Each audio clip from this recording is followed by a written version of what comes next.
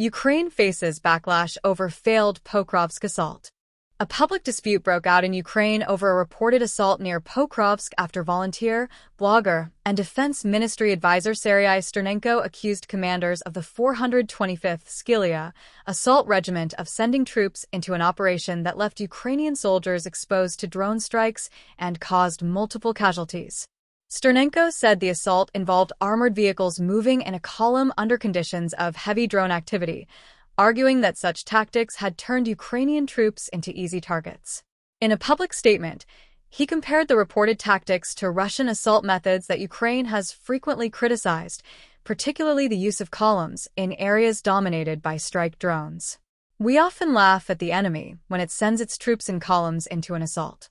In conditions of total drone dominance, columns become easy targets. The enemy suffers heavy losses and continues to do it again and again. But what should be done about Ukrainian commanders who do the same?" Sternenko wrote. Advertisement. Continue reading below. He also said he had reviewed footage recorded by Russian strike drones, which he claimed showed destroyed equipment from the 425th Regiment near Pokrovsk after the failed assault. Sternenko said he would not publish footage showing the bodies of Ukrainian soldiers. "Footage with the bodies of our soldiers, I will not publish. Unfortunately, there are many of them there," he wrote. Russian sources, meanwhile, claimed that on March 31, 2026, Ukrainian forces attempted a breakthrough near the settlement of Hryshyne under foggy conditions using up to 4 vehicles, including an M1A1 Abrams tank, an M11-17 armored personnel carrier, and a BMP-2 infantry fighting vehicle. According to those reports, FPV drone operators from the Rubicon unit, working together with forces from the center grouping, stopped the attempt, destroying the vehicles and killing Ukrainian personnel. The comments quickly drew a sharp response from the regiment, which rejected Sternenko's conclusions and said his assessment relied on Russian propaganda material that had been deliberately edited.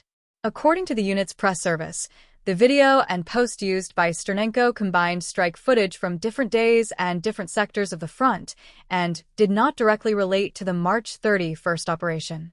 Mr. Sternenko used in his assessment of the regiment's actions a post and video from Russian sources, which deliberately edited strike data from different days in different sectors of the front and which do not directly relate to the operation of March 31.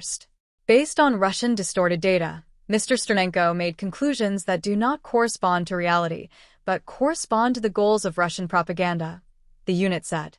The regiment acknowledged that armored vehicles had been used during the assault action the previous day, but insisted the operation was a successful counterattack rather than a failed assault. Unit officials said favorable weather conditions were used to support the mission and reduce risks to personnel.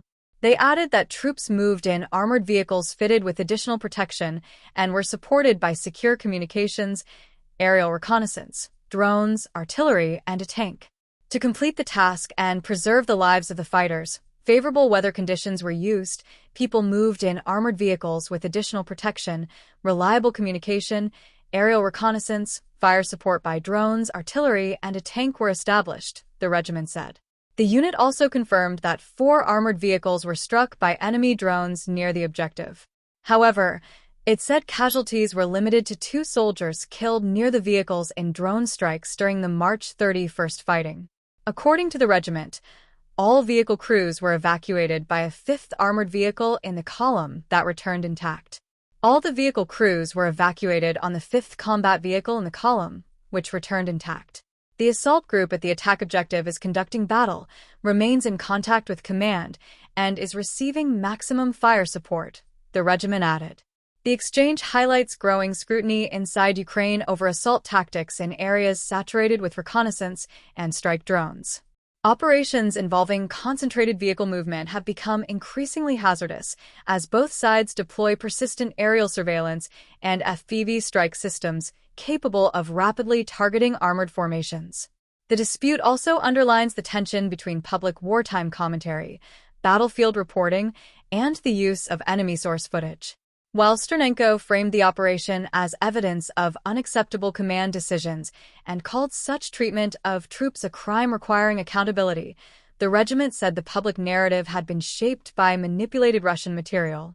The 425th Regiment invited Sternenko to visit its headquarters and review the circumstances of the battle firsthand. The incident is likely to continue drawing attention because it touches on one of the most pressing battlefield issues in the war: how to conduct offensive and counter-assault operations under near-constant drone surveillance while limiting losses in men and equipment.